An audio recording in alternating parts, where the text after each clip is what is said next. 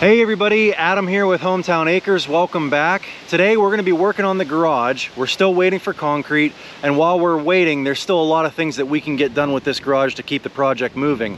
If you caught the last video, we started working on grading out this slope right here behind me, and we brought some boulders in, got it started to get graded out, and we're at a point now where we really can't do much more until we fix another problem.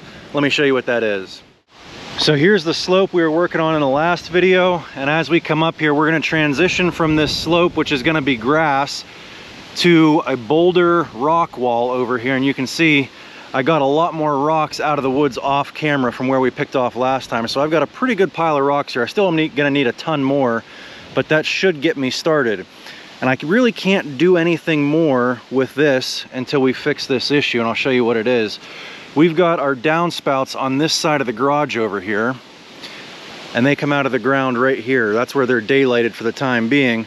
Well, what I want to do is I want to 45 them and come right across the driveway and bleed them out into that rock wall. It's going to solve some erosion issues for us because they're going to be daylighting onto a bunch of rock. That's going to slow the water down, and then it's going to go right into grass. So we're not going to have to worry about erosion. But I want to get that all in place before I start putting rocks in here, because you can imagine that'd be a nightmare trying to feed that Schedule 35 pipe in through all these boulders. So that's the plan for today. Get that pipe in, and then maybe if there's still time, we'll go ahead and start working on this wall.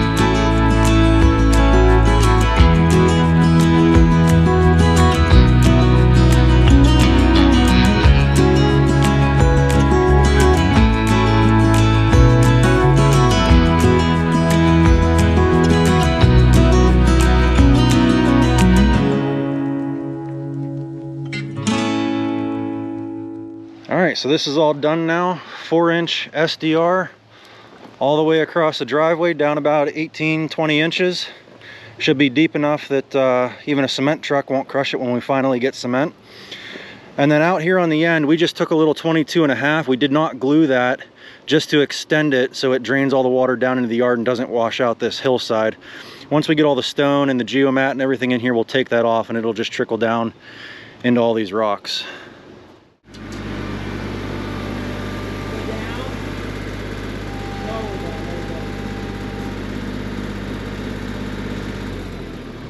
little bit of grass mixed in there, but it's mostly sand.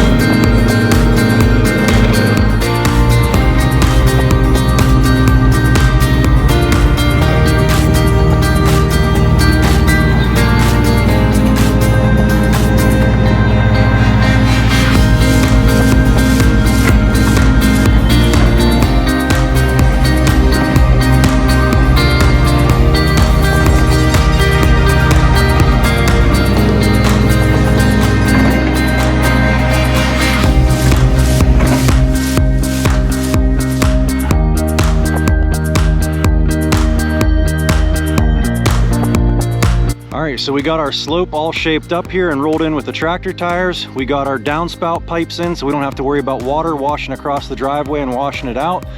We got our rock wall slope all tamped in. I think we can go ahead and start laying stones right here. Now I know I don't have enough to finish the wall, but we got enough to get us started. Also, since I don't have any geomat at the moment, we're gonna forego that. We had some people comment in the last video, don't waste your money. It's not like you're putting in a driveway, and eventually you're gonna have silt, leaves, and other debris that will break down on top of that geomat, and then you're gonna have weeds growing in that anyway, and you're still gonna have to maintain it. I think the only reason for putting the geomat on this rock wall would be weed suppression, and that's probably only gonna help us for the first 3 or 4 years. Eventually, we're gonna have to deal with weeds in this rock wall, so we're just gonna forego that for right now.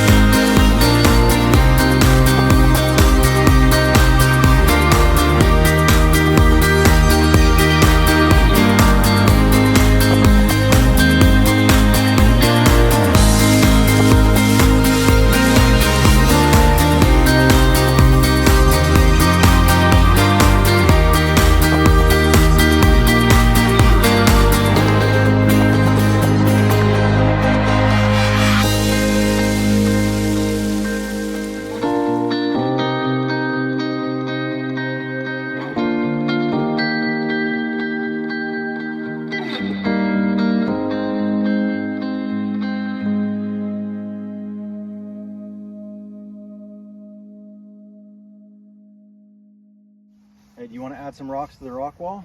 Yeah. Put that one in. All right, now put this one in. Here. Oh, you didn't like where you put that one? All right, put this one in. Where are you gonna put it? Don't, oh, whoa! All right, stand up. Here, put this one in.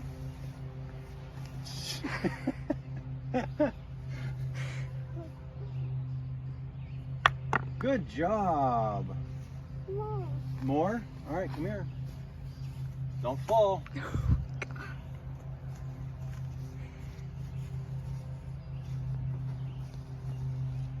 can you put this one in? Yeah. Use both hands.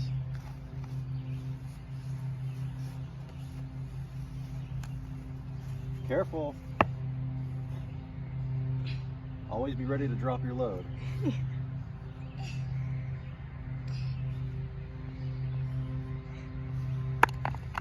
Oh, almost. Get it again. Hey, can you put it right there? Yeah. There, I got you. Good job. High five. Can I get knuckles? More. Well, it's not finished yet, but it is certainly a start, and it's looking a lot better than I thought it was going to. My main concern with this is sometimes I get these crazy ideas like, hey, I'm gonna go back in the woods and find a bunch of rocks and make a wall out of it. And my concern was that when I got done, it was gonna look cheap. It was gonna look like I took the easy way out, that I didn't wanna spend the money on it. But I think it's actually coming out just the exact opposite. I think it looks like it cost a lot of money. I had somebody come in here and have this professionally done. Meanwhile, it's just me, hairy homeowner, with about 100 hours worth of experience in an excavator. Speaking of experience in an excavator, this is an awesome project to get some extra seat time in. I think I used just about every function that the excavator has to offer. You're tracking back and forth to pick up the rocks, and then you're tracking to go set them down. You're using the thumb, you're using your blade to level yourself out.